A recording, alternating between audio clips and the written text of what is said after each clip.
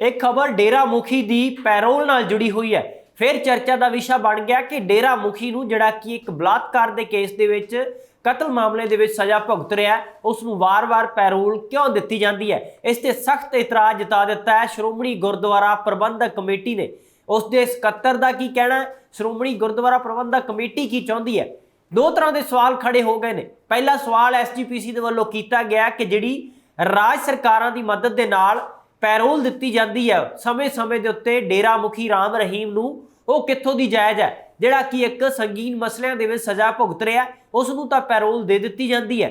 और वो क्यों दी जाती है, पहला सवाल ये किया गया। दूजा सवाल पूछा गया कि बंदी सिंह जिहड़े अपनी सज़ा भी पूरी कर चुके ने, भुगत चुके ने, उन्होंने क्यों नहीं रिहाई दी जाती। तो बंदी सिंघां की रिहाई क्यों नहीं दी जाती, इस दे पिछे की कारण है, उन्होंने सवाल खड़े किए ने।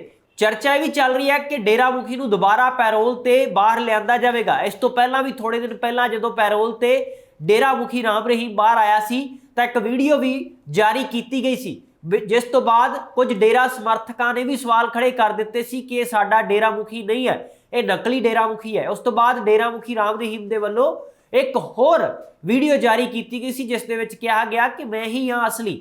इस तरह दी गल्लां भी सामने निकल के आईयां सी, पर मुड़ जिहड़ी एक चर्चा का विषय बन गई है कि पैरोल की आने वाले दिनों में मुड़ मिलन जा रही है डेरा मुखी नूं। इस बारे SGPC ने इतराज़ जताया तो SGPC के सकत्तर ने जिहड़े प्रताप सिंह, उन्होंने साफ शब्दों में कहा कि 40 दिन की मुड़ पैरोल की जिहड़ी चर्चा चल रही है ये क्यों दी जा रही है, जबकि पहला भी उन्होंने कई वारी समय समय पर पैरोल दी जा चुकी है।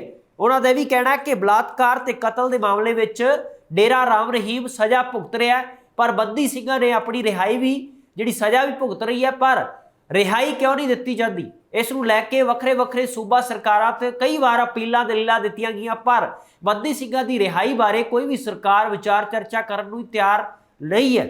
SGPC के सकत्तर प्रताप सिंह ने इत्थों तक कह दिता है कि सिखां दे नाल, सिख भाईचारे दे नाल वितकरा हुंदा है। ये वितकरा क्यों होंदा है, उन्होंने कहा कि अमल दे विच जो कार्रवाइयां नूं देखदे आ ते इंसाफ नाम की कोई चीज़ नहीं है।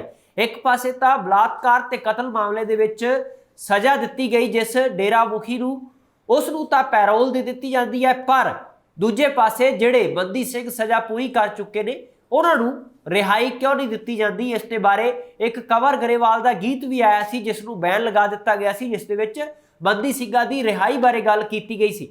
समय समय पर जो इस तरह दी गल्लां सामने आउंदियां ने, चर्चा चलती है, तो फिर दो धड़ियां दे विच विचार चर्चा चलती है। पर इस दे विच SGPC का जिहड़ा इतराज़ जताया गया कि डेरा मुखी नूं पैरोल क्यों दी जा रही है। तो हुण इस दे विच हरियाणा सरकार होवे, पंजाब सरकार होवे, केंद्र सरकार होवे, जां किसी भी सूबे की सरकार होवे, जो इस तरह के मसलिਆਂ दे विच ਜਿਹੜੇ विवादित चेहरे होंदे ने, विवादित हस्तियां होंदियां ने, उन्होंने जेकर पैरोल दी जाएगी तो फिर सुभाविक तौर पर सवाल खड़े होने लाजमी ने। तो SGPC ने जिहड़े इतराज़ जताए ने उस दे विच कई लोग समर्थक दे रहे हैं, पर दूजे पासे डेरा समर्थक ने जिहड़े वो हमेशा ही पैरोल का स्वागत करते हैं और अपने डेरा मुखी का स्वागत करते हैं और उसकी हौसला अफजाई करते हैं, और इस तरह के समागम भी कई तरह के करन दीयां गल्लां हुंदियां ने, खुशी मनाई जाती है। पर हुण दूजे पासे SGPC ने साफ कह दिता है कि सरासर धक्का है, ये साडे नाल ही धक्का क्यों किया जाता है। बंदी सिंह अपनी सज़ा पूरी कर चुके ने, रिहाई नहीं मिलती, पर दूजे पासे जिहड़ा एक बलात्कारी है, कतल मामले दे विच अंदर है, कातल है, उसनूं पैरोल वार वार क्यों दी जाती है। जेकर पिछोकड़ ते झात मारीए तो जिवें सब नूं पता है कि किहड़े-किहड़े मसलिਆਂ दे विच राम रहीम जेल दे विच है, रोहतक दी सुनारिया जेल दे विच बंद है। एक छत्रपति पत्रकार सी जिसने कई खुलासे किए सी डेरे बारे, अंदरूनी गतिविधियां बारे, उसका कतल किया गया। उस मसले दे विच भी ते रणजीत सिंह के कतल मामले दे विच भी सज़ा सुनाई गई। तो साधवियां दे यौन शोषण नूं लैके, बलात्कार के मसलिਆਂ नूं लैके भी खुलासे होए सी। उस तो बाद लंबी लड़ाई तो बाद एक चिट्ठी के तहत उस दे उत्ते कार्रवाई हुंदी है, उस तो बाद सज़ा सुनाई जाती है।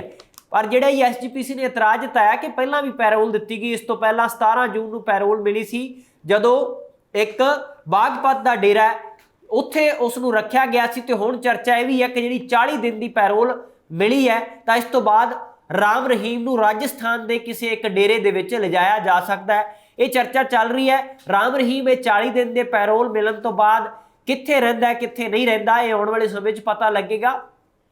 ਪਰ ਪਿਛਲੇ ਦਿਨਾਂ ਦੇ ਵਿੱਚ ਇੱਕ ਹੋਰ ਚਰਚਾ ਚੱਲੀ ਸੀ ਕਿ ਜਿਹੜਾ ਡੇਰੇ ਦੇ ਪ੍ਰਬੰਧਕ ਨੇ ਉਸ ਦੇ ਵਿੱਚ ਵੀ ਇੱਕ ਚਿੱਠੀ ਵਾਇਰਲ ਹੋ ਗਈ ਸੀ, ਜਿਸ ਨੂੰ ਕਿਸੇ ਨੇ ਮੰਨਿਆ ਕਿਸੇ ਨੇ ਨਹੀਂ ਮੰਨਿਆ।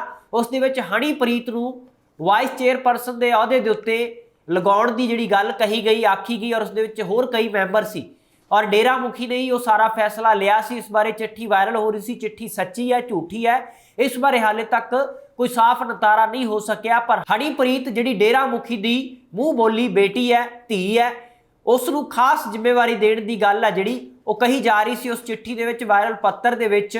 ਤੇ ਹੁਣ ਡੇਰਾ ਮੁਖੀ ਨੂੰ 40 ਦਿਨ ਦੀ ਜਿਹੜੀ ਪੈਰੋਲ ਮਿਲੀ ਹੈ, ਇਸ ਤੋਂ ਬਾਅਦ ਰਾਜਸਥਾਨ ਦੇ ਕਿਸੇ ਡੇਰੇ ਵਿੱਚ ਲਿਜਾਇਆ ਜਾਂਦਾ ਹੈ ਜਾਂ ਫਿਰ ਪਿਛਲੀ ਵਾਰ ਦੀ ਤਰ੍ਹਾਂ ਬਾਗਪਤ ਡੇਰੇ ਦੇ ਵਿੱਚ ਰੱਖਿਆ ਜਾਵੇਗਾ।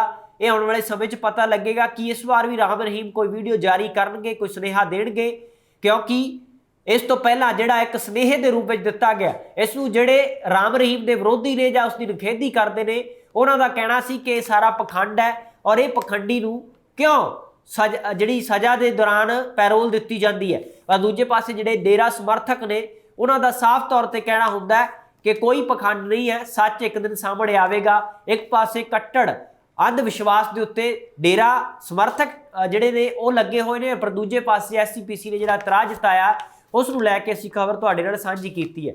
ਇਸ ਖਬਰ ਬਾਰੇ ਜਾਂ ਇਸ ਸਾਰੇ ਸਿਨੈਰੀਓ ਬਾਰੇ ਤੁਸੀਂ ਕੀ ਸੋਚਦੇ ਹੋ, ਤੁਸੀਂ ਕੀ ਵਿਚਾਰ ਚਰਚਾ ਕਰਨੀ ਚਾਹੁੰਦੇ ਹੋ, ਕਮੈਂਟ ਬਾਕਸ ਦੇ ਜ਼ਰੀਏ ਆਪਣੀ ਰਾਏ ਜ਼ਰੂਰ ਸਾਂਝੀ ਕਰ ਸਕਦੇ ਹੋ। ਫਿਲਹਾਲ ਇਸ ਰਿਪੋਰਟ ਵਿੱਚ ਇੰਨਾ ਹੀ। ਤੁਸੀਂ ਜੁੜੇ ਰਹੋ ਲਗਾਤਾਰ ABC ਪੰਜਾਬ ਦੇ ਨਾਲ।